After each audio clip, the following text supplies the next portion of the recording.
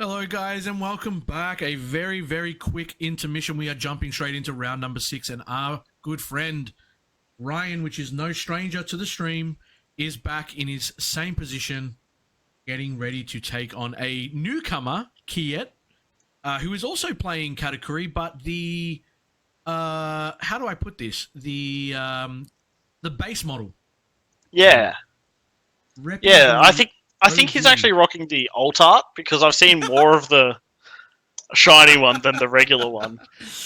Just doesn't need the bling to show off. Obviously, both players here are 5-0 now. This is where we start to really crack down onto who we're going to see This and is what we're going to see and where the meta really shapes up now, right? We are yeah. going to This see is a what lot more. more of what I was expecting from the start of it. Another than what 4 Dofies back to back. Yeah, something that we weren't expecting.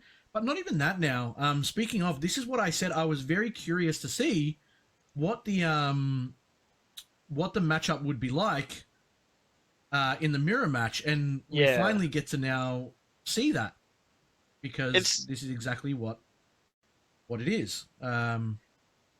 as much as Katakuri loves to go first.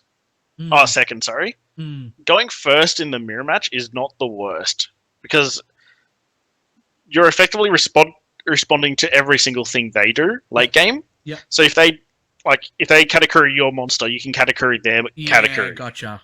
And then if they slam Big Mum, you slam Big Mum, and then if they swing, you can swing into their Big Mum. Makes sense. Yeah. So So guys, yeah.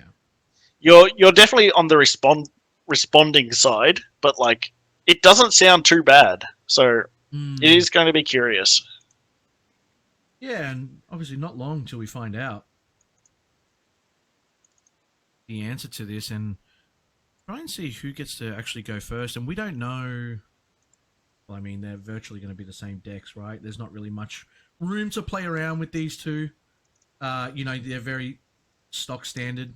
You kind of run one package, you run them all in yellow. Yep. Very limited kit that you can kind of pick and choose what you want to run with anyway.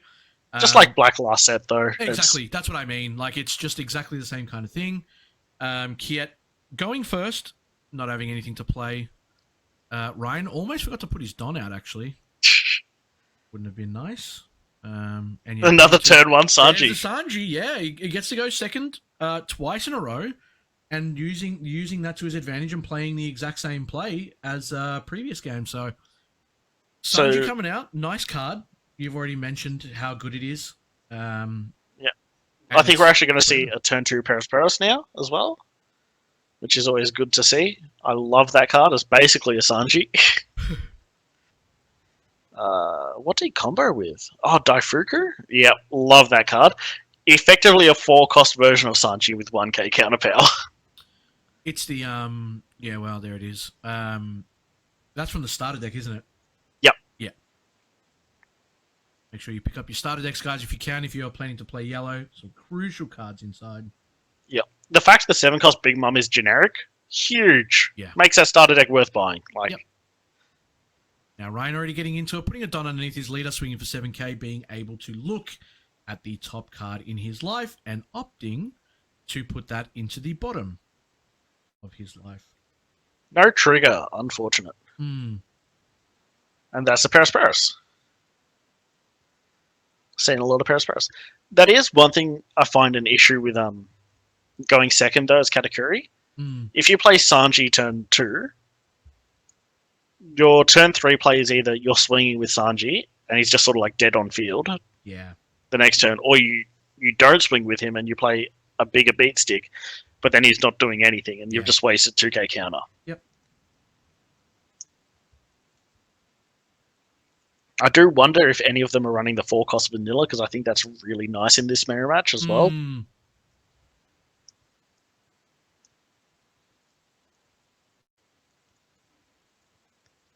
Add smoothie. Yeah. About to say. 1-cost pudding as well. Feel really crucial. I mean, being able to grab a Sanji or another Big Mum, very important. Great searcher. Seeing that if you are going first is amazing as well. Yeah. And being able to, I guess, fix your life by going first because you obviously initially get to swing first as well. Yeah. isn't too bad because then if your opponent obviously swings at you next turn, you might end up taking that life, and then you've already got the trigger activated, right? You've already had that Yeah. extra turn to kind of pick and choose if you want to keep it there. So, not the end of the world, and not too bad in that sense. I don't mind the smoothie play because, like, I'd be shocked if Ryan just doesn't swing into board here, like to kill the Paris, right? Especially with like Sanji, because that's like, it sounds like it's just good on paper, but then like he can immediately punch back with a smoothie and Katakuri leader swing. Yeah, interesting that he's opted to go smoothie here. That's a kind of card that you really want to see in your life more than anything, right? I mean, any trigger card, guess. Obviously. Yeah, but like, you know, look, at least it's a 1k counter. Like that's yeah. The fact all the like most of the ones that play from life are 1k counters is so nice for. Just gonna cheeky look at that mustache. Bit of an interesting angle, I must say. Yeah, it's not the worst angle I've seen. No, it's not the worst angle I've seen. People really trying to make it work with what they have, and respect to them. Yeah.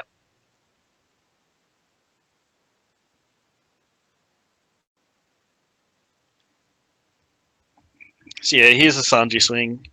Nice 5k poke. Yep. I did try playing this mirror match last night, actually, with the guy who won the store champs. Yeah. And it really felt whoever had the better late game hand just won. So potentially all this early game might not actually be relevant if one person's got like 3-10 drop big mobs. Yeah, wow. But big shout out to Charlie for winning store champs with Katakuri.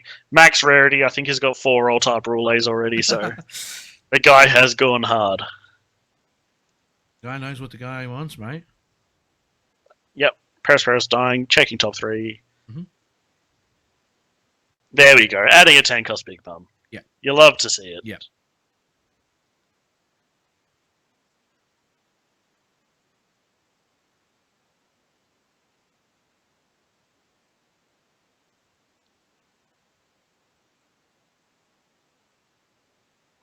Going down. Oh, trigger, that's good, but going down to 3. Yeah. And Ryan just playing another Paris. Just getting that board locked and loaded.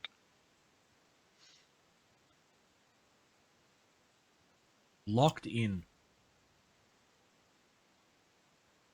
He's just leaning back in his chair. He's like, yeah, I'm feeling pretty comfortable right now. This is my game to lose, right?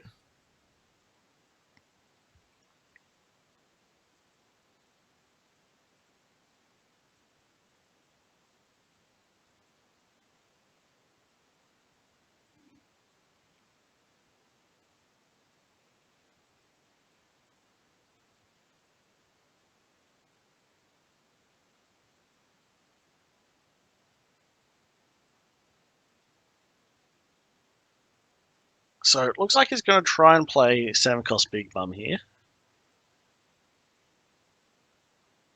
The one thing I did notice about Katakuri is it's like, it feels like its plays are super predictable. Just because, like, if you're swinging 5k leader, they're definitely dropping, and like they haven't tapped any Don. That's exactly what they're dropping. Correct. Like, correct. Whereas I feel like other decks have a bit of a more leeway with it. So like with black, you could be dropping Sakazuki, you could be dropping a Bueno, you could be dropping a Borsalino and leaving 2 with Shockwave, things like that. Whereas yellow, it just feels like it's such a bam, bam, bam.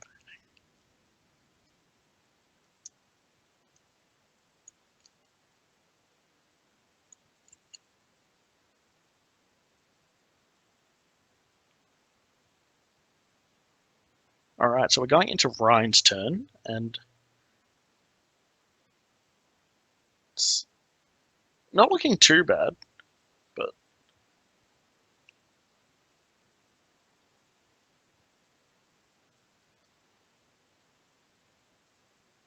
I'm not sure if he would go for board or for face.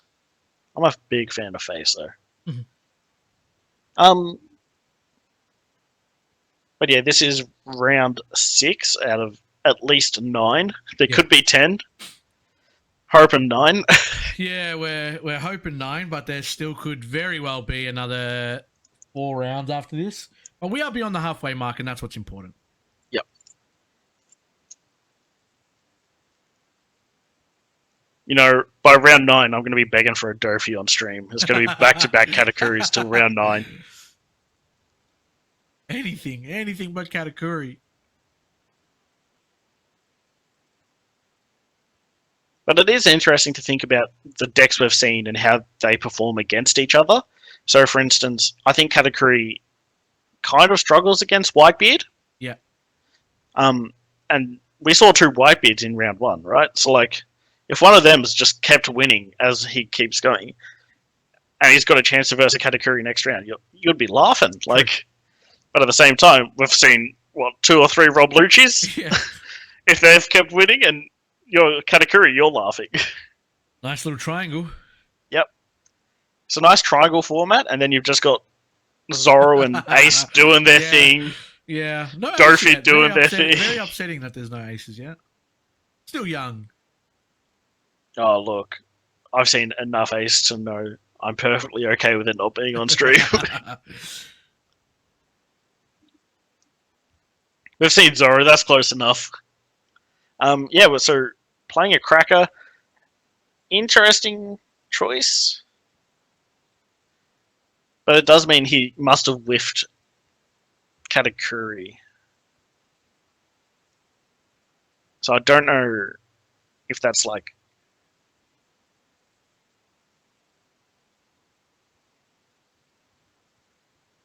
I don't know if that's a good sign or not. Because that 7-cost Big Mum's just going to start hitting face like a truck.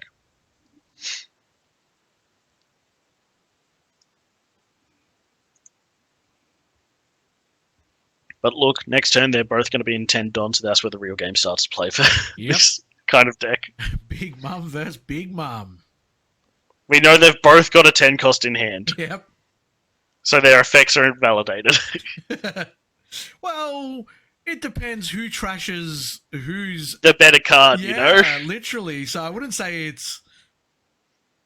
Yeah, I wouldn't say it's invalid. I think it's going to be who gets the better hit. It's such an interesting thing as well, because, like, so Ryan can drop 10 drop Big Mum this turn, right? Yeah. And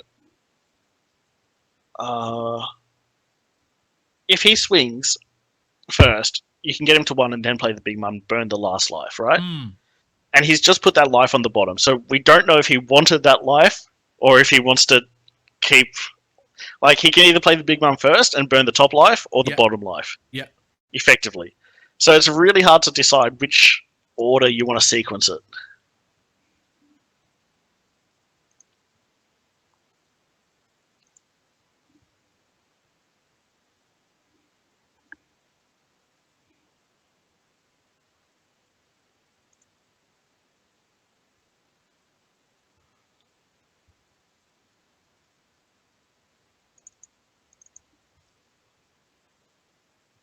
Alright. Good old Big Mum swing. Yeah. Dropping 2k counters to get out of that is a bit much. And here we go. The secret comes out. He's playing that, right? Oh, he is, surely. Yeah. What do you put, though? I would probably just put, like, Pudding Searcher. Just heal 1, so their Big Mum's worth less. I'll put Cracker.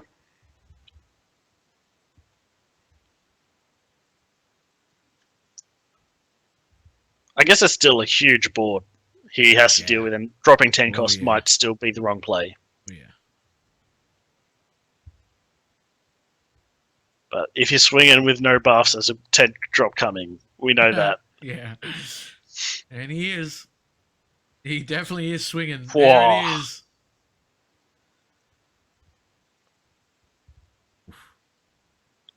It's the searcher of the crit. He hasn't bounced anything back to life yet, has he? No. Oh, for Katakuri. Yeah. He put the cracker No, on the Big bottom. Mum, sorry. Big Mum? Yeah. Isn't it trash one of your opponent's lives and then... And then heal one? Yeah, he healed one. He was on 3. Yeah. Ah, I missed it. I saw the crit Yep. coming onto Kiet, but I didn't actually see the heal. But yeah, okay. Look, 4 makes more sense. Swinging 5k no buffs, we know what's coming. Yep. The one and only.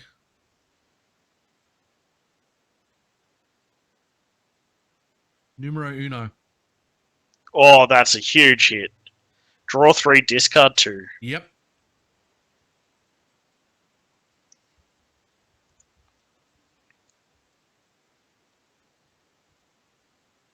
I would just discard like any card with no counter power. Because I feel like this game's now just sort of becoming who can slam back-to-back Big Mums the most. Yeah.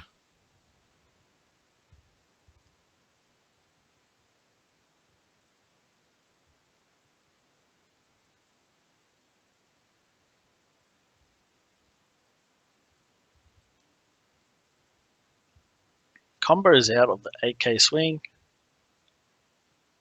Not bad. And he's playing a 10-drop Big Mum, as we predicted. As you do. He was just about to put the top card of deck into live, and I was like, I made that mistake last night. It's totally understandable. Alright.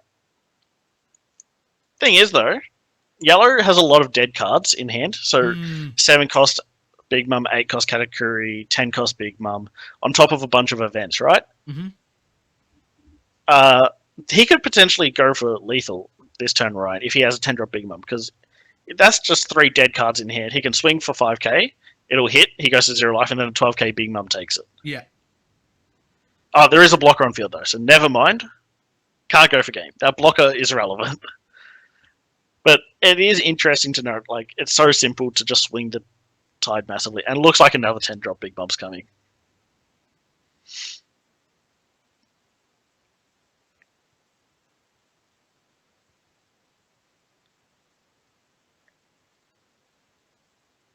Don't think it matters where you swing. That blocker's just going to take it. Yeah.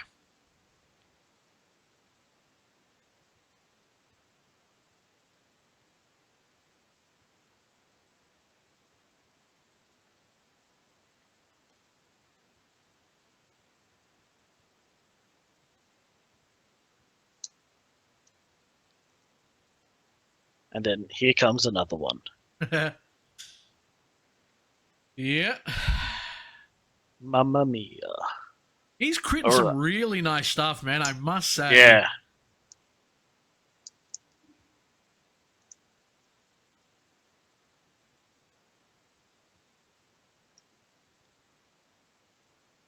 Well.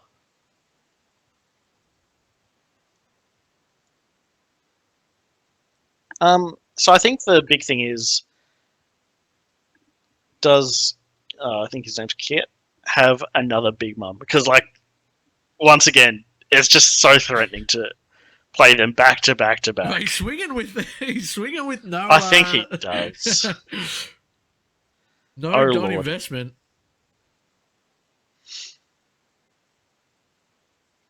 Oh, I saw a Thunderbolt in Ryan's hand. That's at least one dead card.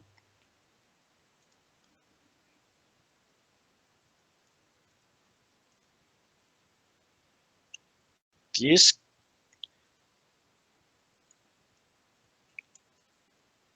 And another Big Mum. Here we go. Yeah.